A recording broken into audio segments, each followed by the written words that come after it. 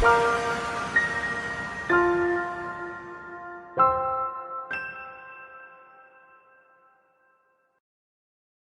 God, maraming salamat sa regalo ng buhay at may opportunity ulit kami ngayong umaga na magpuri sa iyo at maibahagi ang mabuting balita ni Kristo. Maraming salamat po. Ito po ang dalangin sa pangalan ni Jesus. Amen. Ang ating pong pamagat ng pag-uusapan natin sa umagang ito ay para sa gospel ang laban na ito. Para sa gospel ang laban na ito. Ang buhay ng isang Kristiyano ay parang boxing. Sa boxing, pag oras na tumunog na yung bell, ay ito ay suntukan na or away na. Parang tayo, simula nung araw na tayo ay tumanggap sa ating Panginoong Jesucristo, at nag-declare ng allegiance sa Panginoong Jesus, tumunog na ang bell ng ating pakikipaglaban sa mga kaaway ng mabuting balita ni Kristo.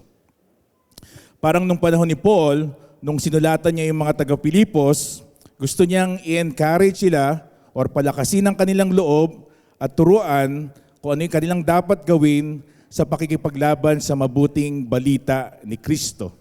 Kaya sabi na sa text natin in verse 30, kasama ko na kayo sa pakikipaglaban na ito. Makikita niyo yun, no? Okay, aralin natin yung text natin. Siyempre, pag boxing, meron yung kasuntukan. Alangan namang sinusuntok mo ang iyong sarili. Pag boxing, merong opponent, merong opposition. Nasabi ni Paul yan sa text natin, let's read in verse 28. Sabi niya doon, in verse 28 of our text, and not frightened in anything by your what? Ano? And not frightened in anything by your opponents. Huwag kayong matakot sa inyong mga kalaban. May mga kalaban sila noong panahon nang sinulat ito ni Paul. Sino kaya itong mga kalaban nila noong panahon na yon? Marahil, ito'y sinasabi ni Paul sa Philippians chapter 3 verse 2, same book. Ano sabi niya? Sa Philippians chapter 3 verse 2, look out for the dogs, look out for the evildoers, look out for those who mutilate the flesh. Ang sinasabi marahil na kaaway ni Paul dito, nung mga sinulatan niya yung mga taga-Pilipos, ay yung mga Judaizers. Kasi ang paniniwala ng mga Judaizers ay kailangan mong gumawa ng mabuting gawa para mailigtas ang iyong sarili, katulad ng pagtutuli. Taliwas ito sa tinuturo ni Paul at ng Biblia na tayo ay naliligtas sa pamamagitan ng pananampalataya sa ginawa at sa katauhan ng Panginoong Hesus. At itong pananampalatayang ito ay magbubunga ng mabuting gawa. Baliktad dun sa mga Judaizers, sa mga opponents, yung mga Judaizers, kailangan ng kaligtasan ay gumawa ka muna ng mabuting gawa para ikaw ay maligtas. Pero sa mga Kristiyano, doon sa sinulatan sa Pilipos, ang salvation ay through Jesus. At ito ay magre-resulta ng mabuting gawa. Yan marahil yung sinasabi na opponents ni Paul ng mga taga-Pilipos. Let's continue. Ano ba yung pinag-aawayan na sinasabi dito? Okay, sinabi dun sa text natin in verse 27, last part of verse 27, ang sinasabi dun, sama-sama nating ipinaglalaban ang pananampalataya sa mabuting balita. Ito yung patungkol sa gospel, yung kanilang pinaniniwalaan. Tulad ng nasabi sa kanila na aral ni Paul, yung doktrina ni Paul, itong mabuting balita na ito yung kanilang ipinaglalaban. At yung laman ng mabuting balita na ito, yung gospel, ay ganito yung sinasabi, this is the message of the gospel, na si Kristo, bagamat siya ay Diyos, ay nagkatawang tao, namuhay na matuwid, walang kasalanan, ngunit siya'y pinarusahan at pinako sa krus at namatay bilang kabayaran ng ating mga kasalanan. Siya inilibing at makalipas sa 3 araw, siya'y muling nabuhay at nagpakita sa mga apostol sa 500 maging kay Pablo. At sino mang tatalikod sa kanilang kasalanan at sasampalataya kay Kristo sa ginawa at sa katauhan ng Panginoong Jesucristo ang siyang maliligtas. Yan yung aral, yan yung doctrine, yan yung message ng gospel na kanilang pinaniniwalaan, na yun naman yung ayaw tanggapin ng mga Judaizers, yung kanilang mga opponents, or maybe yung mga Hudyo nung panahon na yun, doon sa lugar na yun, kung meron man, kung iilan lang. Na sa kanila, ang Panginoong Jesucristo ay tao lamang. Ang Panginoong Jesucristo ay propeta lang. Kailangan sa kanilang pananampalataya, doon sa mga opponents, ay magbigay ka ng abuloy para ikaw ay maligtas. Or maghugas ng paa or ng kamay para ikaw ay maligtas. Kailangan mo mag-ayuno para ikaw ay maligtas. Bawal kang dumura pag araw ng Sabado. Pag araw ng pagsamba, bawal kang magtrabaho para ikaw ay maligtas. Ganun yung paniniwala ng mga kanilang opponents nung panahon na yon. Sa kanila, bawal kang magmintis ng pagsamba dahil hindi ka maliligtas. Sa mga Hudyo, marahil yung ibang opponents nila noon ay may background ng pagka-Hudyo. Sa kanila, stumbling block, katitisuran sa mga Hudyo ang maaral ng mabuting balita ni Kristo.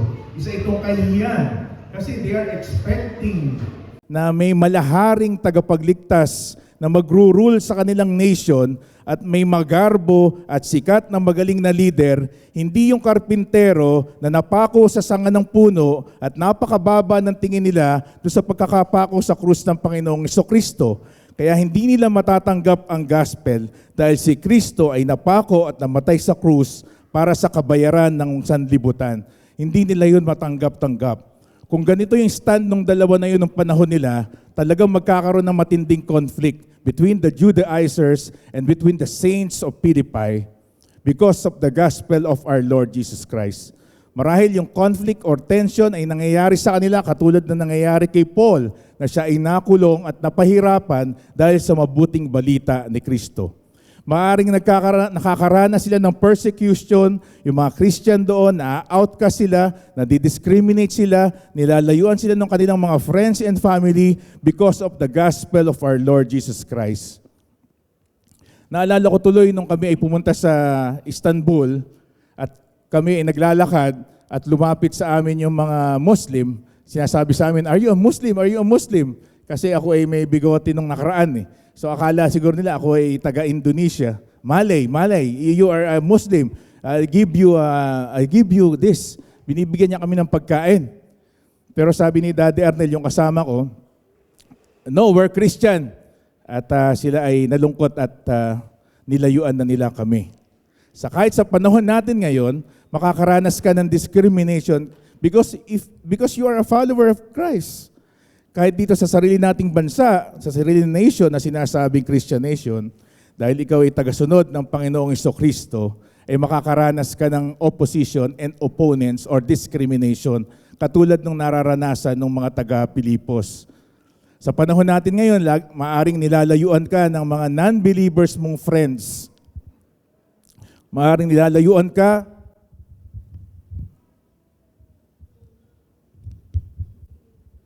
ng mga tropa mo dati. Dahil ikaw ay Kristiyano na ngayon, nilalayuan ka ng mga kainuman mo dati, nilalayuan ka na ng mga kachismisan mo dati. Maaring ikaw yung pamilya mo, tinatanggal ka na, hindi ka na tinatanggap sa inyong pamilya because of the gospel of our Lord Jesus Christ. May kakilala kami, tinanggalan ng mana dahil siya ay sumunod na sa Panginoong Jesucristo. Nung panahon nang nagpunta ako sa Thailand, Songkran Festival pala iyon, hindi pala yun sobrang wholesome na festival. At ikaw ay babasain at papahira ng pulbo na puti. Yung aking mga kasama ay ginawa akong punchline. O di ba magpapastor ka? Pumunta ka niya sa gitna, dalhin mo yung krus mo at mangaral ka at sabay-sabay silang nagtawanan. Because of the gospel of our Lord Jesus Christ, mararanasan mo yung mga ganyang bagay. Nung mga bata kami dito, tanong nyo, ang tawag sa Kristiyano noon ay yung alive. Ang tawag sa amin yung mga jologs, yung mga corny, mga KJ, because of our Lord Jesus Christ. Sinabi pa sa akin, "You're so stupid. Bakit mo pinakawalan yung babae na yon? Maganda, matangkad, mabait." Sabi ko, hindi naman Kristiyano eh. Pero ang hina ng ulo mo naman. sharean mo na lang dapat. Pero because of the gospel, makakaranas ka ng mga ganitong bagay. Even in my colleagues sa seminary, ang tawag sa akin si Mr. Kontratista, si Kontrabulate. Yung mga kanila, kasi minsan nagkikita kami. Sinasabi ko lang naman na I'm just saying na it's not about the system, it's not about the admin, it's not about branding, it's not about programs, it's not about the method na ginagamit mo. Sinasabi ko sa kanya, it's all about the gospel. Because it is the power of God for salvation. So mas maganda ka kung mag-focus tayo sa gospel, sa ating mga iglesia, dahil nandyan yung kapangyarihan ng Diyos para maligtas sa isang tao, hindi doon sa ating mga pinagkakaabalahan na kung ano-ano. Napaka-kontratista mo naman. I'm just saying the truth. Sinasabi ko sa kanila. Pero ang dating, parang naalala ko pa yung meme ni Bea Alonso na parang bakit ako pa ang may kasalanan doon sa ating pagsasama-sama. Sinasabi ko lang naman yung katotohanan. Katulad ng buhay ng mga taga-Pilipos, because of the gospel, nagkakaroon sila ng tension, opposition, and opponents until now. Because gusto nating maibalik yung centrality ng gospel sa iglesia o sa mga bawat iglesia sa paligid natin. At nakakaranas tayo ng mga ganong bagay sa laban na ito ng mabuting balita. Okay, nagbigay si Paul ng encouragement sa mga taga-Pilipos. Apat, bibilisan ko lang. Apat yung nakita ko dito doon sa text natin na encouragement niya dahil lumaranas sila ng pakikipaglaban dahil sa mabuting balita ni Kristo. Una, in verse 27 of our text, sabi doon, let's read, "Let your manner of life be worthy of the gospel of Christ." Verse 27, no? "Let your manner of life be worthy of the gospel of Christ." Sabi ni Paul sa mga taga-Pilipos, dapat ang inyong pamumuhay ay naaayon sa mabuting balita ni Kristo. Mas matindi sa original version yung mga pagkakasulat dito ni Paul, ano? Medyo naglaro siya ng wording dito. Pag inaral niyo yung original, ang sinasabi niya, dapat namumuhay kayo naaayon sa inyong citizenship. Pag inaral mo yung kanilang citizenship na sinasabi, kayo ay tagalangit na. So dapat kayo ay namumuhay ng parang tagalangit na. Yun yung ibig sabihin niya sa original na pagkakasulat nito. At ang meaning nito ay, maaaring mamuhay ka dapat ng may kabanalan. Bakit kaya ito sinabi ni Paul na mamuhay tayo na naaayon sa mabuting balita ni Kristo? Na mamuhay tayo dapat na hindi kontra hindi kontra doon sa sinasabing citizenship natin ay sa langit na. Na sinasabing bakit niya sinabi na tayo dapat mamuhay ng may kabanalan. Sa tingin ko, sinabi ito ni Paul to preserve the integrity of the church, yung moral cleanliness, yung kalinisan ng iglesia. Why? Bakit niya yung sinasabi, let your manner of life be worthy of the gospel? Dahil meron silang opponent. Remember, meron silang mga kalaban. Malamang, pinapanood sila ng mga Judaizers yung kanilang pamumuhay nung panahon na yon at naghihintay kung ano yung maibubutas sa kanilang pamumuhay.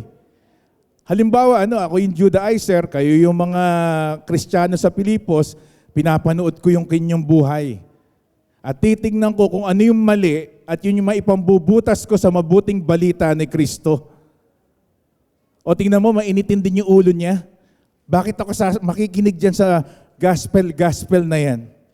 Tingnan mo yung bahay niya, may mga rebulto rin niya, may mga anito rin niya, yung mga taga-Pilipos na yan eh. So kung ako'y Judaizer, tinitignan ko yung buhay niyo. Kaya sabi ni Paul, let your manner of life be worthy of the gospel. O tingnan mo yung si Lydia, yung unang Kristiyano diyan sa Philippi. Nagbebenta yan ng tela eh. Tingnan mo, fake din, class A din yung binebenta niya. Hinihintay ng Judaizers yung buhay nila eh. Kaya yun ang bilin ni Paul. Tingnan mo si Syntyche at Euodia, diyan sa mga taga-Pilipos na yun, mga leader pa naman, nag-aaway-away sila. Bakit ako makikinig sa gospel na yan? Sila mismo nag-aaway. Hinihintay ng mga kanilang kalaban na may maipambutas o maipambara sa mabuting balita ni Kristo. Hindi sila makakapag-share ng gospel sa kanilang community kung ganito yung makikita sa kanilang buhay. Kaya sabi ni Paul, una, let your manner of life be worthy of the gospel. Dapat naayon ang inyong buhay sa gospel para mapanatili yung integrity ng iglesia. Totoo yung sinasabing ito ni Paul.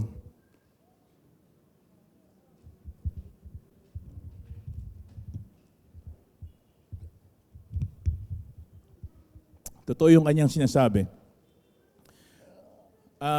Meron kaming kaibigan na church.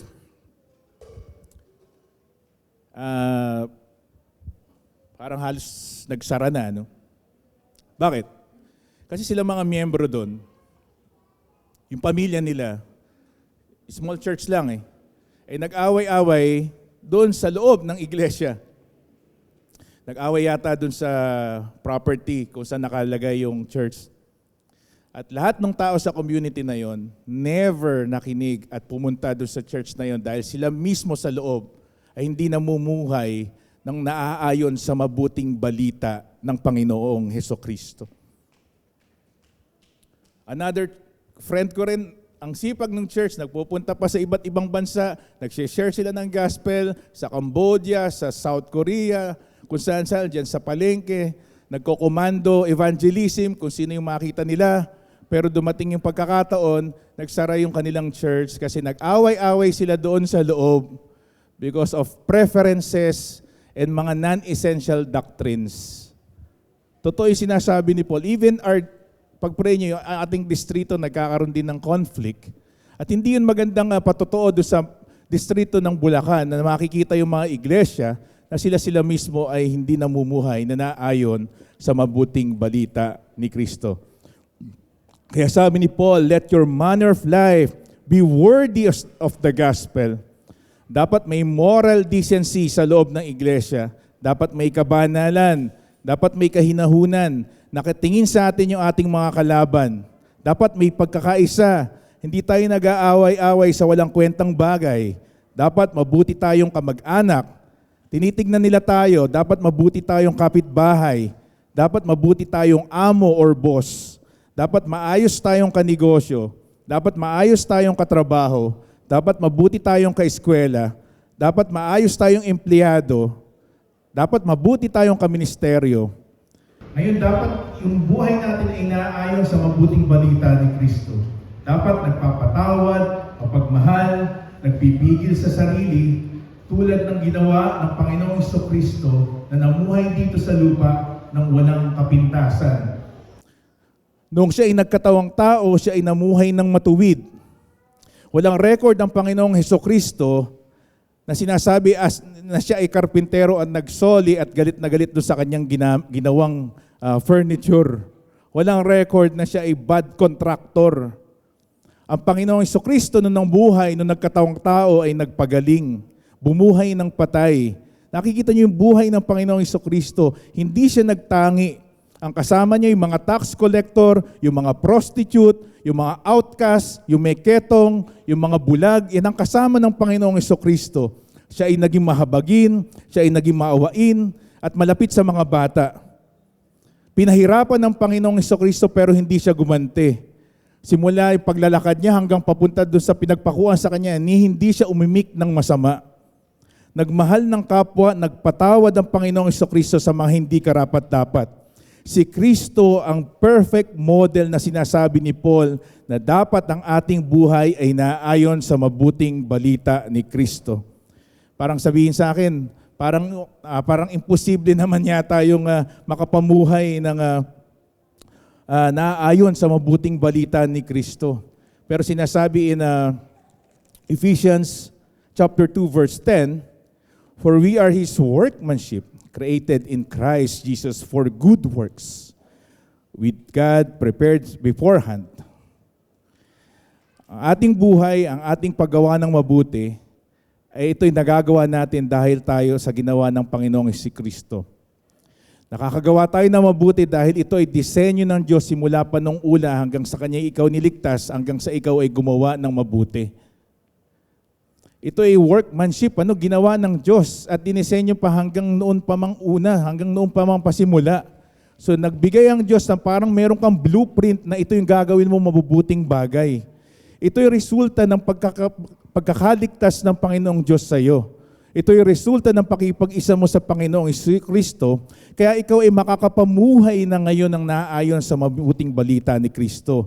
Kaya makakapamuhay ka na ngayon ng parang citizen or yung bahay or yung lugar ay parang sa langit na dahil sa ginawa ng Panginoong Hesukristo. Ang Panginoong Hesukristo ang perfect model, ang Panginoong Diyos, siya rin yung gumawa ng blueprint.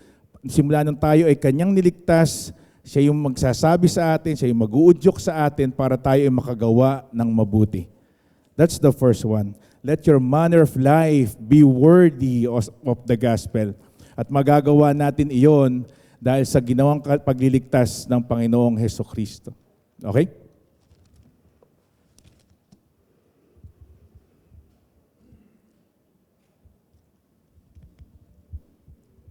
Sunod na encouragement ni Paul sa laban ng mabuting balita, in verse 27, sabi niya, that you are standing firm in one spirit, with one mind, striving side by side for the faith of the gospel.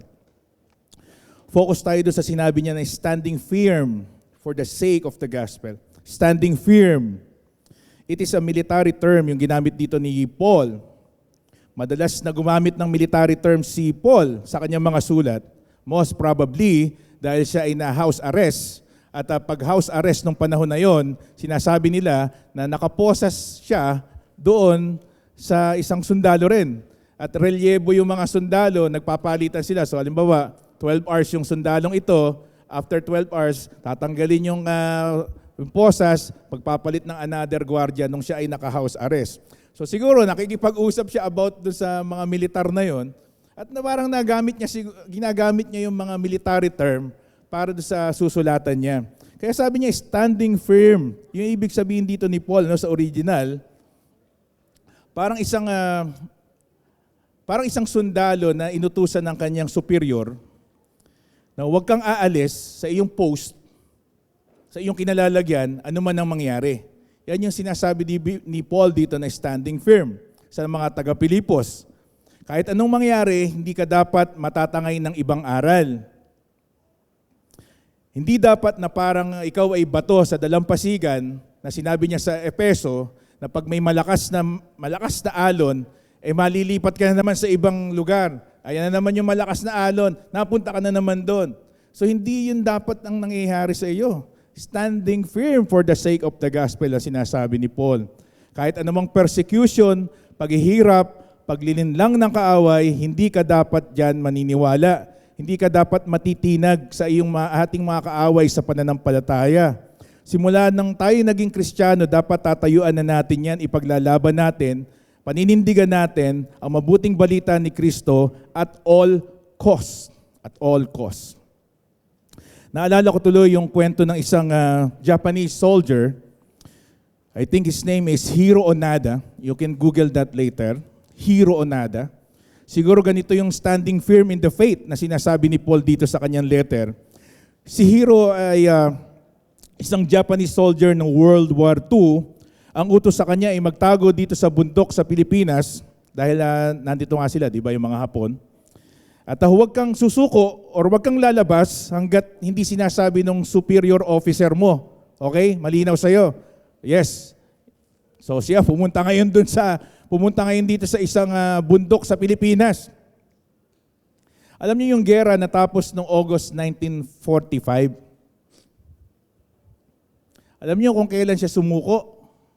Kung kailan siya lumabas? After 30 years.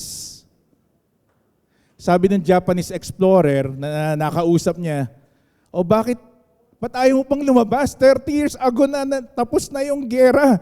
Hinahagisan ka na nga dyan ng flyers na tapos na yung gera 30 years ago. Ayaw mong bumaba. Hindi, kasi sabi ng superior ko, hindi ako lalabas dito, hindi ako bababa dito hanggat hindi niya sinasabi. Yan yung sinasabi ni Paul, na standing firm in the gospel. Ano man ang mangyari, hindi ka tatalikod sa iyong pananampalataya. Iwan ka man ng iyong friends or family or colleagues because of Jesus, hindi ka dapat matitinag. Pagtawanan ka man or maging stupido man ang tingin sa iyo ng tao, tanggalan ka man ng mana, iwan ka man ng yung syota, or ano man ang maranasan mong paghihirap sa iyong emosyon, may depression ka man, hindi ka dapat titiklob sa iyong pananampalataya parang Japanese soldier. Hindi ka dapat aalis dyan. Tuloy yung pananampalataya sa laban ng mabuting balita. Naalala ko tuloy, yung family friend namin, hindi siya Christian eh. Meron siyang, sila ay miyembro ng isang sikat na iglesia dito sa Pilipinas. Nag-originate sa Pilipinas yung kanilang samahan. Pag meron silang grand evangelism, ang ginagawa niyang style para makahikayat ng magme-membro sa kanilang iglesia, ay bibigyan niya ng 10,000 per head yung magpapadoktrina. So, 10,000. So, yung mga kaibigan kong baby Christian, sabi, Brother Robin, mukhang alam naman ng Diyos yung aking puso. So, baka pwede muna ako magpadoktrina ng 6 na buwan. See? Hindi ka dapat natatanggal dyan sa iyong poste, sa iyong post, standing firm for the sake of the gospel. Nakakalungkot yung iba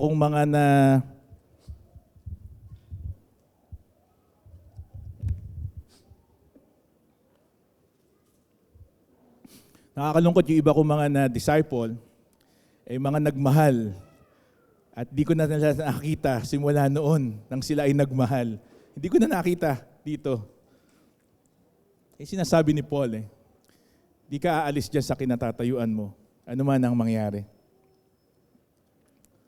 Baka naman bigyan ka lang ng hopya ng parfan bumaliktad ka na sa pananampalataya.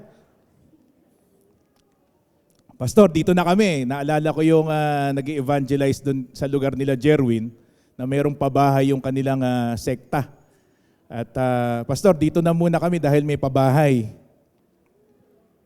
Dito na muna kami, may miracle Jesus Miracle Crusade. Kasi mayroong healing dito. Pastor, dito muna kami maganda dito, may prosperity. Maganda dito, may parking. Pastor, di muna ako sasama sa inyo kasi dito, tataas mo lang yung payong na pabaliktad na may itlog. Madodoble na yung aming business.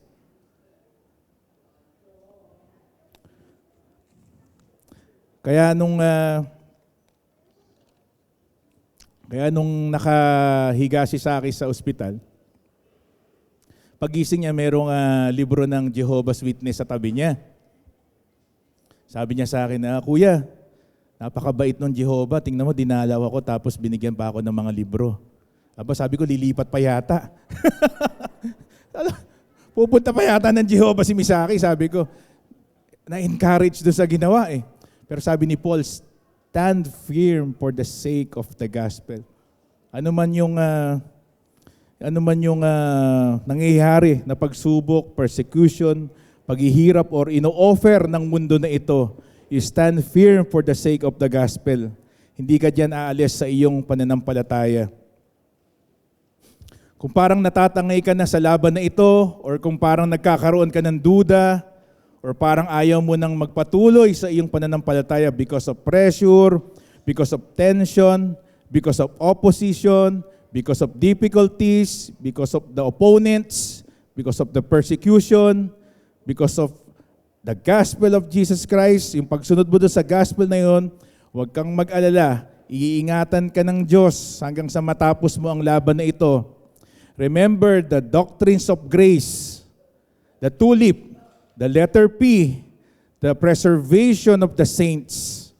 Sabi doon sa Pilipos, chapter 1, verse 6, na siyang nagpasimula sa iyo ng mabuting bagay, ay siya rin ang mga magtutuloy-tuloy sa iyo, nasisiguraduhin niya na matatapos mo to hanggang sa muling pagbabalik ng Panginoong Jesucristo. Tutulungan ka ng Diyos na matapos mo yung laban na ito. Hanggang round 12, nagtumunog na yung bell kanina nung tumunod ka sa Panginoong Jesucristo, at hindi hahayaan ng Diyos sa kanyang makapangyarihan na hindi mo matapos ang laban na ito. Isusustain ka ng Diyos sa laban na ito. Kung ikaw ay talagang na born again or na regenerate ang iyong puso, hindi hahayaan ng Diyos na ikaw ay maalis sa iyong pananampalataya. Matibay ang iyong pagkakatayo at tinatayuan, nandyan ang ating kumpiyansa sa Panginoong Diyos.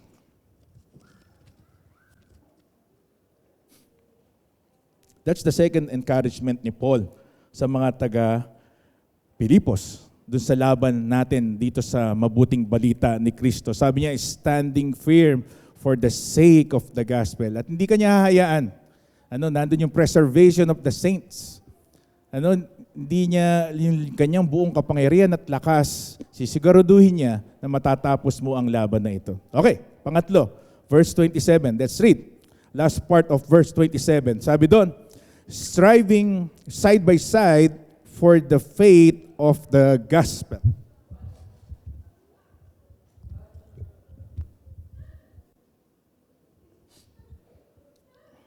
Verse 27, striving side by side for the faith of the gospel.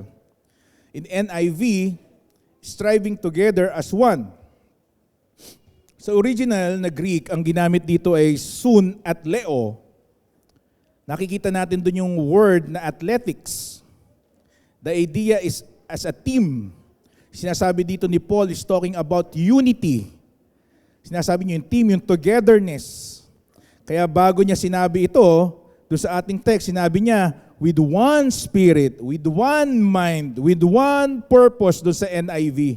Sabi niya, merong isang spirito na nagmumula sa Diyos, merong isang kaisipan ng knowledge about Jesus Christ and the doctrine of salvation, and one purpose, mayroon tayong isang purpose for the advancement of the gospel. Ang call for unity na ito ay magtutuloy-tuloy hanggang chapter 2 verses 1 to 4 onwards. Kung loloobin ng Diyos, mapapagpatuloy natin iyon. Yung idea of unity na sinasabi ni Paul, napahapyawan na niya dito yung topic na iyon. Kaya kung sa susunod, itutuloy ko yung part ng chapter 2 verses 1 to 4. Laging nagko-call for unity si Paul, pati dito sa mga taga-Pilipos. Bagamat hindi gaanong problematic yung church ng Philippi, yung iglesyang ito ng Pilipos, nandun pa rin yung kanyang paghihikayat na sila ay magkaisa.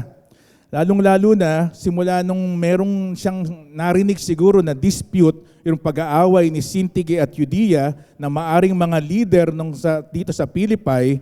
Kaya sinabi niya in Philippians chapter 4, sabi niya doon, nakikiusap ako sa inyo na kayong dalawa ay magkaisa na. So merong away, So ini-encourage niya, kayo ba pwede ba magkasundo na kayong dalawa?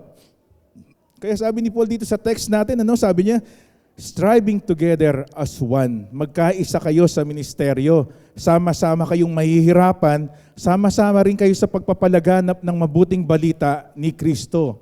Kasi pag nagpatuloy yung pag-aaway ni Syntyche at Euodia doon sa panahon nila, malamang mag-resonate ito pababa ng iglesia at pagmulan pa ng away, paksyon, or dibisyon. Hindi ito maganda sa isang iglesia. Pag nasira ang loob ng isang iglesia, ay tuwang-tuwa yung kanilang opponents, yung mga Judaizers. Sasabihin ng mga Judaizers, tingnan nyo yung mga sinasabing gospel church na yan. Ang gulo-gulo.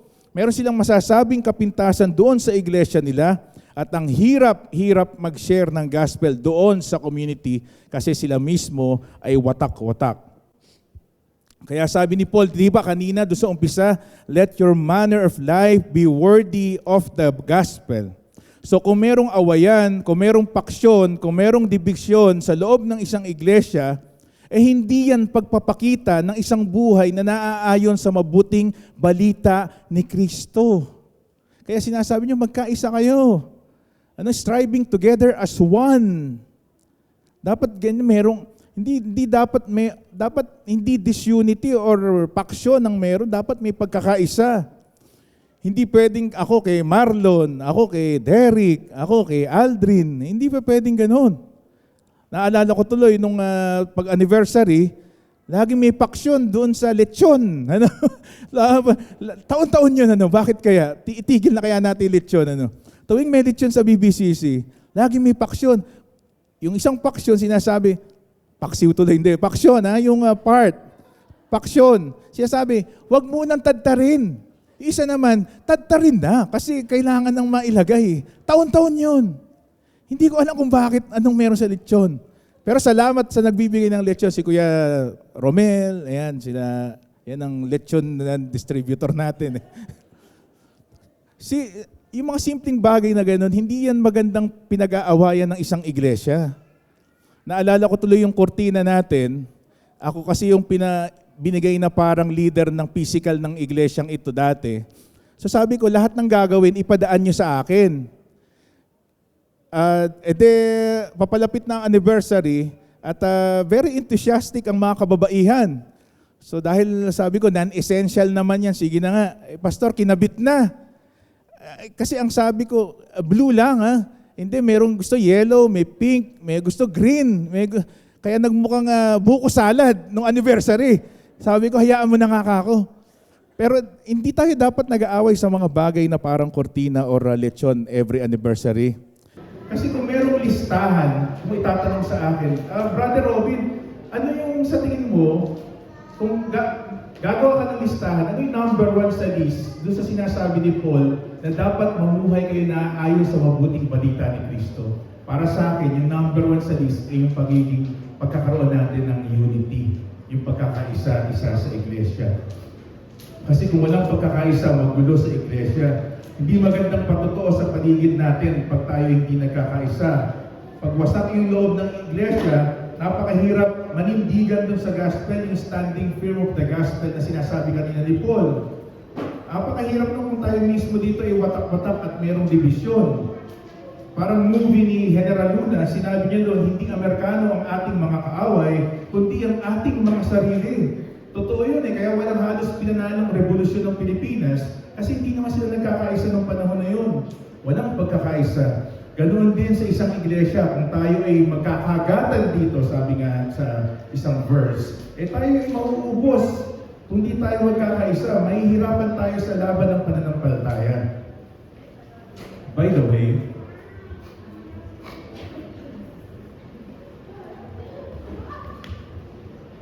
yung unity na yan, sinasabi dito ni Paul, meron niyang hangganan, ha? Yung sinabi dito sa text natin, na with one mind, with one purpose, with one spirit. Siyempre, pag yung kasama mo sa iglesia or sa body of Christ, ay iba na yung pag-iisip, one mind, iba na yung purpose, iba na yung doctrine niya, hindi na natin siya i-welcome sa ating samahan. Kasi kung ang kanyang stand ay si Kristo ay tao lang, hindi ka welcome. Hindi pa pwedeng, hindi kailangan magkaisa tayo No. Kailangan iisa yung doktrina natin with one mind and one spirit. So halimbawa, pumapayag siya sa gay marriage, hindi pwede. Kasi meron tayong doktrina dito na hindi pwede yun. Ang kaligtasan, halimbawa, ang stand ng isang tao ay kailangan mo ng mabuting gawa para ikaw ay maligtas. Hindi po pwede. Hindi mo pwedeng gamitin yung sinasabi ni Paul na magkaisa kayo para sa mabuting balita ni Kristo. Kung sinasabi niya, distorted gospel or prosperity gospel, hindi pwede yon. Kung sila ay nagpa-practice ng disorganized speaking in tongues, hindi pwede. Hindi natin ito-tolerate yung bagay na yun para lang sa unity. Okay? Malinaw po yun? Kailangan na-overlook natin i-overlook natin yung mga simpleng bagay, kortina, lechon, okay lang yan. Pero yung mga major na doctrines at stand with one spirit, with one purpose, dapat nagkakaisa tayo doon, hindi pa pwedeng magkakaiba. Yan yung pangatlong encouragement ni Paul sa atin, striving together as one. At siyempre, hindi naman tayo binibigkis ng ating mga doktrina na at kaya tayo nagkakasama dahil we are reformed. Kaya tayo nagkakasama dahil tayo ay Calvinist. Tayo ay 5.2 leaf kaya tayo nagkakasama. Of course, tayo nagkakasama dahil tayo pinagbibigkis ng mabuting balita ni Kristo. Okay. Number 4, sabi doon sa ating text in verse 28, pang-apat na encouragement ni Paul sa mga taga-Pilipos. Sabi niya, huwag kayong, number 4, fearlessness. Sabi niya sa verse 28, huwag kayong matakot sa inyong mga kaaway.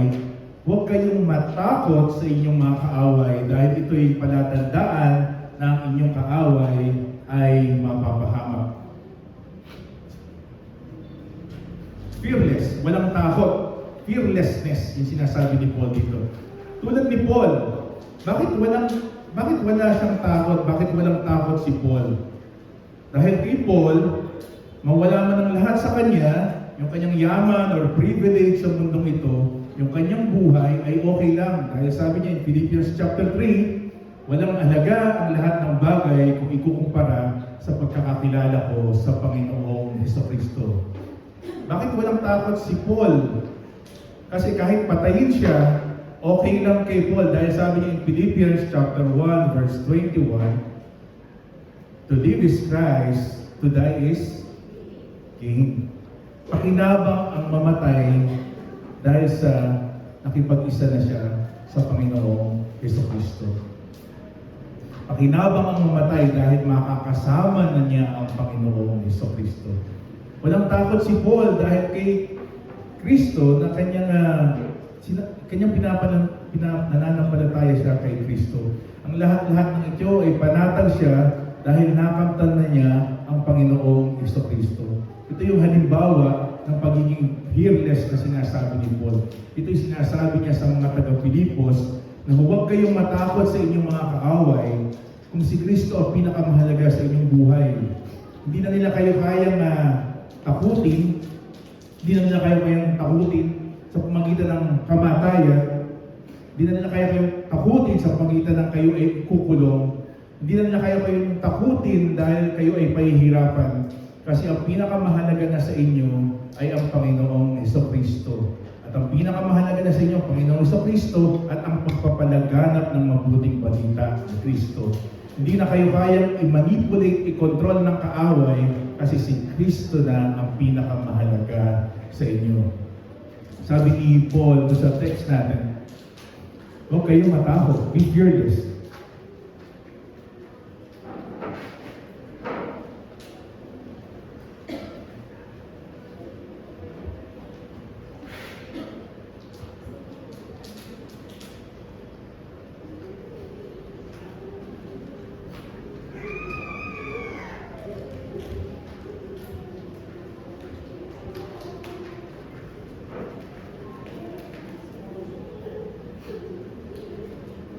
Sabi ni Paul sa text natin, huwag kayong matakot, be fearless. Ito yung tanda ng pagkatalo at pagkawasak ng ating kaaway. Hindi na kayang dindangin o tuksuhin ng mundong ito dahil bilang mga tagasunod ni Kristo, meron na tayong contentment and joy sa ating Panginoong Jesucristo. Wala na ang kontrol ng kaaway sa atin kahit ano pang ihain sa atin na tukso. Wala nang dating or value yung mga bagay na ito sa mundo dahil si Kristo na ang pinakamahalaga sa ating buhay. Yan yung sign ng pagkakawasak ng ating mga kalaban. So be fearless. Kaya kung natatakot ka dahil kinokontrol ka ng ating kalaban, sasabihin ng kalaban sa atin, aalisin ko yung mana mo, aalisin ko yung boyfriend mo, aalisin ko yung bahay mo, aalisin ko yung kotse mo, aalisin ko yung business mo, aalisin ko yung asawa mo, aalisin ko yung ministeryo mo, mawawala yung buhay mo, at matatakot ka naman. Sige, nakakatakot naman talaga eh. Pero bilang isang Kristiyano, dahil kay Kristo, wala nang halaga yung mga bagay nito o hindi na ito yung prioridad natin. Ang prioridad na natin ay mapapurihan at mapapiling ang Panginoong Jesucristo. Ano pa ang makakapagpatakot sa atin o makakapagmanipula sa atin kung ito ang ating pinangahawakan ng Panginoong Jesucristo na siya yung pinaka-valuable sa ating buhay. That's the time na magiging fearless ka na dahil yung iyong contentment at ang joy ay nasa ating Panginoong Jesucristo. So yun yung apat na encouragement sa atin ni Paul. Yung una ay mamuhay ng naayon sa mabuting balita ni Kristo. You need to protect the integrity of the church kasi meron tayong kalaban. Tinitignan nila tayo. Dapat di mapigtasan o mapulaan ang iglesia. Pero ang perfect model natin dun sa pangyayari na iyon, parang ang hirap, pero si Panginoong sa Kristo nagkatawang tao siya. So pinakita niya na kaya niyong gawin ito. Ako ay nagkatawang tao din nun. Na-execute ko rin yung pagsunod at pamumuhay na naaayon sa mabuting balita or naaayon sa nakatira sa langit. So kaya yun yung una, mamuhay kayo na naaayon sa mabuting balita ni Kristo. Pangalawa, standing firm for the sake of the gospel. Hindi tayo basta-basta dapat nauhugot dyan o kung saan-saan tayo napupuntang pananampalataya. Hindi ka dapat bukas G12 ka, bukas iglesia, bukas sa balista, hindi dapat ganoon.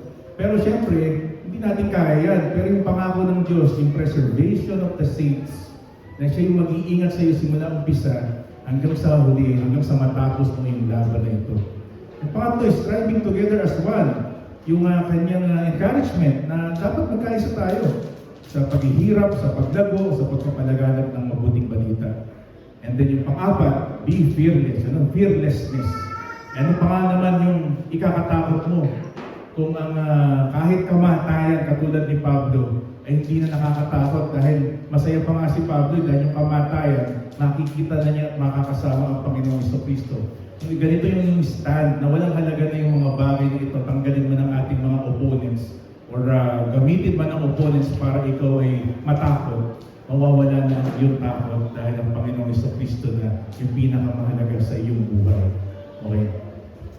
Minsan napapaisip ka, sulit ba itong ginagawa natin na pag-share ng mabuting balita ni Kristo? Sulit ba itong magkaroon tayo ng maraming kaaway because of the gospel? Sulit ba na ikaw ay palabas yung pera sa iglesia? Wala namang kumikita dito, lahat tayo paluwan. Sulit ba na may sakit ng ulo, laging may tension, aayusin mo yan bilang isang kapwa part ng body of Christ. Okay lang ba sa iyo na sulit ba na dumami ang iyong opposition or yung mga discrimination sa buhay mo? Sulit ba na nawala yung mana o tinakwil ka ng iyong pamilya? Sulit ba na nahiwalay ka sa iyong jowa dahil sa Panginoon Jesucristo? Sulit ba na yung pag-church natin dun sa Plaridel? Sulit ba yung pagmiministeryo ni Pastor Marlon na para siyang Trinitarian ngayon? Siya yung acting lead pastor sa BBC, acting lead pastor sa GCGC, associate pastor dito sa BBC. Sulit ba yung ginagawa na yung pakikipaglaban ni Pastor Marlon for the gospel, for the sake of the gospel? May nagsabi nga sa akin, dapat kung nag-focus ka lang sa business nyo, mas mayaman ka na sana, mas sikat ka pa, at meron ka na sigurong asawa ngayon. Yan din siguro yung napapaisip ng mga taga-Pilipos ng panahon nila. Napapaisip na siguro silang bumigay sa laban ng pananampalataya kay Kristo. Pero nagbigay, napakaganda ng motivation ni Paul na iniwan, na sinulat sa kanila. Nandun sa text natin in verses 28 to 29. Pero buhay mga Bible. Sa Tagalog sabi, ang ganda ng motivation niya. Siguro nahihirapan yung mga taga-Pilipos eh. Ito yung sinabi niya in verses 28 to 29. Sabi niya sa text natin, huwag kayong matakot sa inyong mga kaaway. Magpakatatag kayo sapagkat ito mismo ang palatandaan na sila ay mapapahamak at kayo'y ililigtas ng Diyos. Dahil ipinagkakaloob niya sa inyo, hindi lamang ang manalig sa Kanya, kundi ang magtiis din naman alang-alang sa Panginoong Jesucristo. Napansin niyo sinabi ni Paul, yung pagtitiis na yun, yung paghihirap natin na to, yung pagkakaroon natin ng opponents, yung pagkakaroon ng persecution, ng struggles, ng temptation. Ano yung sinabi ni Paul dito sa atin? Itong mga bagay na ito ay kaloob ng Diyos. Akala ko nung unang pananampalataya lang yung binibigay ng Diyos. Nanggagaling din pala sa Diyos yung mga challenges na ito because of the gospel of our Lord Jesus Christ. Kalooban niya ito. At hindi lang yun. Sinabi niya doon sa verse 28 or 29 na yun, sabi ni Paul, yung paghihirap, yung pagdurusa natin na ito, dahil sa Panginoong Jesucristo, ito ay sign.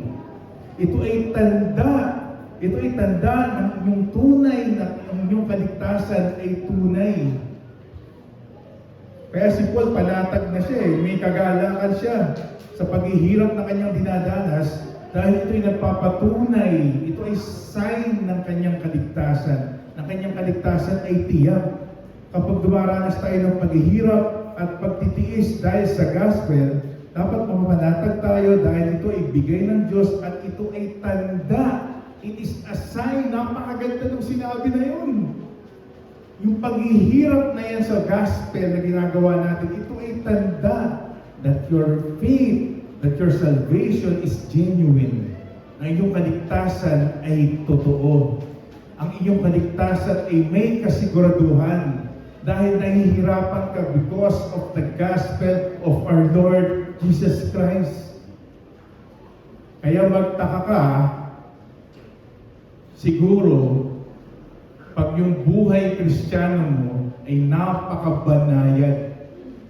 Yung buhay Kristiyano mo masyadong chillax. Yung buhay Kristiyano mo nag-blend in ka na dito sa mundo. Wala nang struggles. Wala nang persecution. Wala nang opponents. Mag-isip ka muna. Try to examine your faith. Baka hindi totoo yung pananampalataya kasi sinabi ni Paul, kung dumaranas ka niyan, it is a sign that you are saved. So kung wala nang mga bagay na paghihirap sa gospel, nakakatakot or nakakaduda, but parang nagbe-blend in ka. So try to examine din, no? Yan yung apat na paalala sa atin. Mabuhay na naayos sa mabuting balita ni Kristo, manatili, maging matatag, standing firm for the gospel, striving together as one. Magkaisa tayo sa laban na ito. And fearlessness, dapat wala tayong takot sa laban na ito. Let us pray.